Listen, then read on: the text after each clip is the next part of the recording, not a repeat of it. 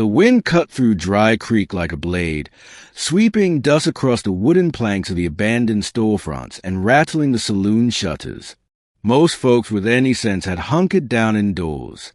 But one figure rode slow and steady into town, shoulders squared, hat tipped low. Colt Harwood wasn't more than 23, but life had pressed years into his brow. Fresh off a cattle drive gone bad and with nothing left in his pockets but lint and grit, he dismounted at the watering trough and let his horse drink. The telegram he'd received 2 days ago was still folded in his coat pocket. Widow needs hand. Husband dead. Ranch near Dry Creek. Good pay. Come if you're able. E. Granger. Colt didn't know E. Granger, but he knew the name Granger. Elise Granger had been a prospector, a rancher, and, according to fireside rumors, the secret owner of a gold mine somewhere in the mountains. But Elias was dead now, and that left a widow. The ranch sat 5 miles outside Dry Creek, tucked against the base of the Crimson Mesas. Colt found it barely standing, weather-beaten fence posts, a barn with a sagging roof, and cattle so thin you could count their ribs. But what struck him most was a woman stepping off the porch with a rifle in hand and sorrow in her eyes. "I don't recall sending for a boy," she said. "I'm Colt Harwood," he replied, tipping his hat. "Got your wire." The woman narrowed her eyes, studying him like she could see the weight of his past right through his chest. "I'm Elise Granger. You work hard, keep your hands clean, and don't ask questions about things that ain't your business. You'll earn your pay." Colt nodded. "Yes, She turned back toward the house. "We start before sunrise. Don't be late." Chapter 2, Shadows on the Horizon.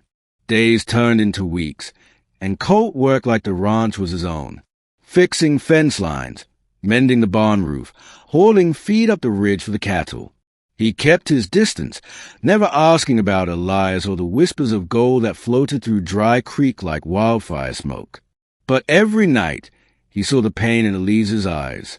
She was a strong woman, hardened by loss, but she carried her grief like a branding scar, visible in the way she clutched her late husband's locket or stood out on the porch long after sundown, scanning the horizon like she expected someone or something.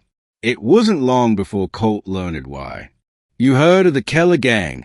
she asked one evening while they shared a plate of beans and cornbread. He nodded. "Stage robbers. Mean as rattlers. Last I heard they were run out of Nevada." "They are here now," she said softly. "They want Elias's gold. They think I know where it is." Colt sat straighter. "Do you?" Elise gave a bitter chuckle. "He never told me. Said it had only put a target on my back." "Well, they think you do," Colt said, "so we best be ready." From that night forward, Colt began sleeping in the barn with a shotgun by his bedroll. He doubled the night patrols and started booby trapping the northern ridge. Elise hated the idea, but she never told him to stop. Chapter 3, Echoes of the Past. It was the quiet moments that betrayed Elise.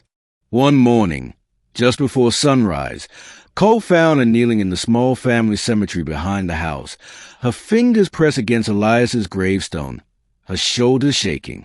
She didn't notice him until he spoke. "You don't have to be strong all the time," Colt said gently. "I do," she whispered, "because if I'm not, everything falls apart." Colt walked closer. "You're not alone anymore." She looked at him then, really looked, and something softened between them. A truce, a flicker of trust, perhaps even a seed of something deeper. Later that week, the first threat came. A warning, a bullet through the window, a note nailed to the barn door. "Last chance. Give us the map." Colt read it twice, then burned it in the fire. "They'll come at night," he told Elise. "Desperate men always do." Chapter 4, The Raid. The Keller gang struck 2 nights later. Colt had set traps, reinforced a bunkhouse, and positioned lanterns to cast long, deceptive shadows. When the first outlaw stepped onto the porch, the plank beneath his boot gave way, sending him into a pit of broken glass and cacti. Gunfire erupted. Colt fought like a devil, fast, precise, focused. Elise held her own too, shooting from the loft window with deadly aim. The gang retreated just before dawn, dragging their wounded and leaving curses in the date. But Colt had been shot, just a graze along the ribs. Though it bled like hell, Elise patched him up in the kitchen.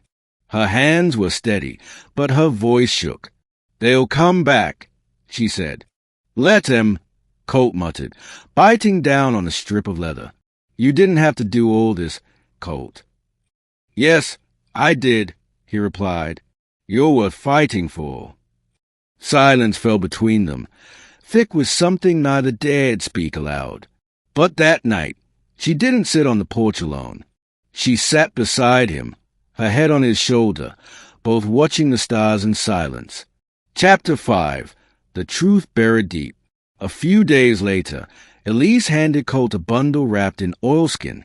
"I found this," she said, in Elias's old stool bag, buried under the floorboards. Inside was a faded map, rough, hand-drawn, with landmarks Colt recognized: Old Crow Peak, Devil's Hollow, a creek shaped like a serpent. "Elise!" "I didn't know it was there," she said. "I still don't know if the gold is real. But if it is, I can't keep living in fear of it. I'm giving it to you." Colt stared at her. "Why me?" "Because you've given me more than anyone else ever has. Protection, kindness, a chance to believe again." Colt swallowed hard. "I didn't come here for gold." "I know," she said. "That's why I trust you with it." Chapter 6. Redemption in the Rocks. Colt took the map and rode out 2 days later, with Elise's blessing and a revolver on his hip. He followed the trail Elias had sketched, up into the jagged red hills where vultures circled and silence reigned. It took him 3 days. And then, in a canyon hidden behind a fallen boulder, he found it, Elias's old mine. Half collapsed, its entrance shored with timber. Inside were sacks of dust-covered ore and a journal confirming what Elias had never told anyone. He'd struck a vein so rich he could fund a kingdom. But he'd hidden it to protect Elise. Colt took what he could carry, sealing the rest behind a rockfall. He returned a week later, sunbound and weary, but alive, and not empty-handed. Chapter 7. The Widow and the Cowboy. Elise met him at the gate, her face pale with worry until she saw him smile. "You found it," she said. "I did, but I only brought back enough to save the ranch. The rest'll stay hidden." Elise blinked. "Why?" "Because gold makes monsters out of men. I'd rather live poor and free than rich and hunted." Tears welled in her eyes, and she took a shaky breath. "You could have taken it all and never come back." "I could have," he said, "but then I'd be leaving behind what really matters." Elise stepped forward, her hand on his cheek, her voice breaking. "Colt Harwood, you saved me." He smiled. "You saved me first." Epilogue. A new sunrise. The ranch was rebuilt with the modest wealth Colt retrieved. New fence lines, fresh cattle, a rebuilt barn. The townsfolk began to respect Elise again, no longer the widow with secrets, but a woman who'd stood her ground. And Colt stayed, not as a hired hand, not as a visitor, but as a partner.